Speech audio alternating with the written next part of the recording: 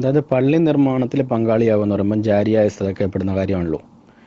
അപ്പോൾ അത് പള്ളി നിർമ്മാണത്തിൽ മാത്രമേ ഉള്ളൂ, അതോ പള്ളിയോട് അനുബന്ധമായിട്ട് നിർമ്മിക്കുന്ന ഇപ്പം പള്ളിയുടെ ഭണ്ഡാര കുറ്റി, ഞങ്ങളുടെ നാട്ടിലൊക്കെ നേർച്ച വഞ്ചിക എന്നാണ് പറയുന്നത്. അപ്പോൾ അത് നിർമ്മിക്കുക, അല്ലെങ്കിൽ അതിനോട് ചേർന്ന് മറ്റ് സ്ഥാപനങ്ങൾ, പള്ളിക്ക് വരുമാനമുണ്ടാകുന്ന മറ്റ് സ്ഥാപനങ്ങൾ നിർമ്മിക്കുക, അതിലൊക്കെ നമ്മൾ സദക്ക ചെയ്യുമ്പം അത് ജാരിയായിട്ടുള്ള സദക്കയായിട്ടാണോ കൂട്ടുന്നത്, അതോ പള്ളി നിർമ്മിക്കുന്നതിന് മാത്രം ആ ഒരു വിഭാഗം മാത്രമേ ഉൾപ്പെടുന്നുള്ളൂ? അതിനെക്കുറിച്ച് ഉസ്താദ് വിശദീകരിച്ചു തന്നു കഴിഞ്ഞാൽ വലിയ ഉപകാരമായിരുന്നു. അസ്സലാമു അലൈക്കും വറഹ്മത്തുള്ളാഹി. ബഹുമാനപ്പെട്ട ഇമാം മുസ്ലിം റളിയല്ലാഹു തആല അൻഹു 4310 നമ്പറായും അബൂദാവൂദ് റളിയല്ലാഹു അൻഹു 2882 നമ്പറായും ബഹുമാനപ്പെട്ട ഇമാം തുർമുദി തങ്ങൾ 1376 നമ്പറായും ബഹുമാനപ്പെട്ട സയ്യിദുന അബൂ ഹുറൈറ റളിയല്ലാഹു തആല അൻഹു എന്നവരെ തൊട്ട് ഉദ്ധരിക്കുന്ന ഹദീസാണ്, ഇദാ മാത ഇബ്നു ആദം ഇൻഖതഅ അമലുഹു ഇല്ലാ മിൻ സലാസ് സദഖത്തുൻ ജാരിയ വ ഇൽമുൻ യുൻതഫഉ ബി വലദുൻ സ്വാലിഹുൻ യദ്ഉ ലഹു. റിവായത്തിൽ ചെറിയ ചെറിയ വ്യത്യാസങ്ങളൊക്കെ ഉണ്ട്. ഏതായാലും ഈ ഹദീസിൽ പ്രധാനപ്പെട്ട 3 കാര്യമാണ് പറഞ്ഞത്. ഒരു മനുഷ്യൻ മരിച്ചാൽ അവൻ്റെ അക്കൗണ്ടിലേക്ക് സൽക്കർമ്മങ്ങളുടെ പ്രതിഫലം എത്തിക്കൊണ്ടേ ഇരിക്കുന്ന 3 കാര്യങ്ങളേ ഉള്ളൂ. 1 ജാരിയായ സ്വതക്ക, 2 ഉപകാരപ്രദമായ ഇൽമ് അവൻ ഇവിടെ ഉണ്ടാക്കി വെച്ചിട്ടുണ്ടെങ്കിൽ അതുകൊണ്ടുള്ള ഉപകാരം ദുനിയാവിൽ നടക്കുന്ന കാലത്തോളം അവൻ്റെ അക്കൗണ്ടിലേക്ക് പ്രതിഫലം കിട്ടും. വലദുൻ സ്വാലിഹുൻ, അവൻ്റെ പരമ്പര, മക്കളും പേരക്കുട്ടികളും ഒക്കെ. അവിടെ യദ്ഉ ലഹു എന്നുണ്ട്, അവർ ദുആ ചെയ്തോളന്നില്ല. സ്വാലിഹീങ്ങളായ മക്കൾ ഉണ്ടായി അവരങ്ങനെ ഈ ബാപ്പാക്കും വേണ്ടി പ്രത്യേക ദുആ ഒന്നും ചെയ്തിട്ടില്ലെങ്കിൽ പോലും അവർ ചെയ്യുന്നതിൻ്റെ അമലുകളിൽ നിന്ന് തന്നെ പിതാവിനെത്തും എന്നുള്ളതാണ് സ്വഹീഹ ഹദീസ്. യദ്ഉ ലഹു എന്ന് പറഞ്ഞതിനൊക്കെ ഒരുപാട് അർത്ഥങ്ങൾ ഇമാമിങ്ങൾ രേഖപ്പെടുത്തുന്നുണ്ട്. അത് ഞാൻ ഇടയ്ക്ക് വെച്ചൊന്ന് പറഞ്ഞു, ചോദ്യത്തിൻ്റെ മറുപടി അല്ല. യദ്ഉ ലഹു എന്ന് പറഞ്ഞാൽ മക്കൾ ദുആ ചെയ്യണം എന്നല്ല. ദുആ ചെയ്യുകയാണെങ്കിൽ മക്കളാണെന്നില്ല, ആര് ദുആ ചെയ്താലും മരണപ്പെട്ടവർക്ക് കിട്ടും. ബഹുമാനപ്പെട്ട ഫത്തുൽ മീൻ പ്രത്യേകം വയം ഫഉ മയ്യിത്തൻ, വസിയത്തിൻ്റെ ബാബ് അവസാനം, മയ്യത്തിന് വളരെയേറെ ഉപകരിക്കും, മയ്യത്തിന് വേണ്ടി ഉപകാരപ്രദമാണ്. ആര് ദുആർന്നാൽ മരണപ്പെട്ട പോയവർക്ക് വേണ്ടിയിട്ട് ആര് ദുആർന്നാലും കൂലി കിട്ടിക്കൊണ്ടേ ഇരിക്കുമെന്ന് ബഹുമാനപ്പെട്ട ഫത്തുൽ മീൻ വളരെ വ്യക്തമായി പറഞ്ഞിട്ടുണ്ട്. പേജ് 328.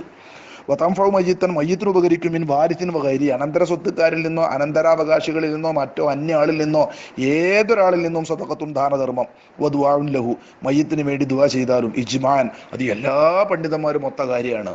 അവിടെ മക്കളാണെന്നൊന്നുമില്ല. യദ്ഉ ലഹു എന്ന് പറഞ്ഞുകൊടുത്ത് മക്കൾ ദുആർന്നാൽ മാത്രമേ കൂലി കിട്ടുള്ളൂ എന്ന് മനസ്സിലാക്കരുത്. എങ്ങനെ ആയാലും കൂലി കിട്ടും. മക്കൾ സ്വാലിഹീങ്ങളായ, അതായത് മുഅ്മിനീങ്ങളായ മക്കൾ ഉണ്ടായാൽ തന്നെ അവരുടെ അമലുകളിൽ നിന്ന് പിതാവിന് കൂലി കിട്ടും. ഏതായാലും നമ്മുടെ വിഷയത്തിലേക്ക് വരാം. ഇവിടെ പ്രത്യേകം മനസ്സിലാക്കേണ്ടത് സ്വദഖത്തുൽ ജാരിയ. ഈ സ്വദഖ ജാരിയ എന്ന് പറഞ്ഞാൽ പൊതുവെ ഇവിടെ ദുനിയാവിൽ മറ്റുള്ളവർക്ക് വേണ്ടി ഉപകാരപ്രദമായ വീടുണ്ടാക്കിയാലും കിണറുണ്ടാക്കി കുത്തി കൊടുത്താലും അതുപോലെ തന്നെ പള്ളി എടുത്തു കൊടുത്താലും മദ്രസ കൊടുത്താലും ഏത് നല്ല കാര്യം ചെയ്താലും അതുകൊണ്ടുള്ള ഉപകാരം ഇവിടെ നടക്കുന്ന കാലത്തോളം അവന് പ്രതിഫലം കിട്ടും.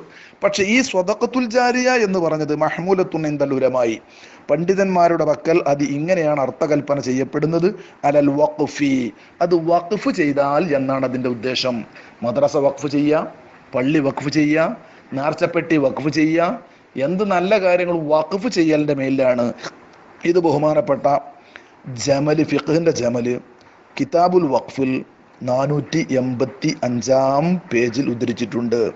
അതുപോലെ തന്നെ ഈ വിഷയം പറഞ്ഞിടത്ത് ബഹുമാനപ്പെട്ട ഇമാം മുസ്ലിം റളിയല്ലാഹു തആല അൻഹു 3084 നമ്പർ ഹദീസിനെ വ്യാഖ്യാനിച്ചുകൊണ്ട് ഇമാമുന നബവി റളിയല്ലാഹു തആല അൻഹു ശർഹ് മുസ്ലിം 6-ാം വാള്യം 21-ാമത്തെ പേജിലും വസ്വദഖത്തുൽ ജാരിയ, സ്വദഖ ജാരിയ എന്നതുകൊണ്ടുള്ള വിപക്ഷ അൽ വഖഫ്, വഖഫാണ് എന്ന് പറഞ്ഞിട്ടുണ്ട്. പരിഭാഷ നോക്കി നമുക്ക് പല നിലക്കും അർത്ഥം പറയാറുണ്ടെങ്കിലും, അങ്ങനെ നമ്മുടെ പ്രാസംഗികന്മാരും മറ്റും എമ്പാടും പറയാറുണ്ടെങ്കിലും നമ്മുടെ ശാഫിഈ ഉലമാക്കൾ ഇതുകൊണ്ട് വഖഫിനെയാകുന്നു മനസ്സിലാക്കിയത്. അപ്പൊ സ്വദഖ ജാരിയ എന്നുള്ളത് കൊണ്ട് വഖഫ് ചെയ്യുക എന്നാണ് വിപക്ഷ. അത് പള്ളിയെ വഖഫ് ചെയ്താലും മദ്രസനെ വഖഫ് ചെയ്താലും അല്ലെങ്കിൽ ഇതുപോലെയുള്ള നല്ല എന്തെങ്കിലും ഒരു പെട്ടിയെ വഖഫ് ചെയ്ത് മൗഖൂഫാക്കിയാലും എന്തിനെയൊക്കെ വഖഫ് ചെയ്യാം എന്നുള്ളത് ഫിഖിന്റെ കിതാബിൽ വിശദീകരിച്ചിട്ടുണ്ട്. ഞാൻ അതിലേക്ക് കടക്കുന്നില്ല. ഏതായാലും വഖഫാണ് ഇവിടെ വിപക്ഷ എന്നാണ് ബഹുമാനപ്പെട്ട നമ്മുടെ ഇമാമുമാർ രേഖപ്പെടുത്തിയത്. അപ്പം ഇത്തരം നല്ല പെട്ടികളോ ഉപകാരപ്രദമായ ഏത് വഖഫ് ചെയ്യാൻ പറ്റിയ കാര്യങ്ങളോ വഖഫ് ചെയ്താലും അതെല്ലാം സദഖത്തുൽ ജാരിയ എന്നതിൽ പെടുന്നതാണ്. ഇത് ഒന്നുകൂടെ വിശദീകരിക്കേണ്ടതാണ്. മരണപ്പെട്ടാൽ അവർക്ക് വേണ്ടി കിട്ടുന്ന അമലുകളിൽ നിന്നുള്ള പ്രതിഫലങ്ങൾ വളരെയേറെ വിശദീകരിച്ച് തന്നെ ഉലമാ രേഖപ്പെടുത്തുന്നുണ്ട്. സമയക്കുറവ് കാരണം ഞാൻ അതിലേക്ക് കടക്കുന്നില്ല.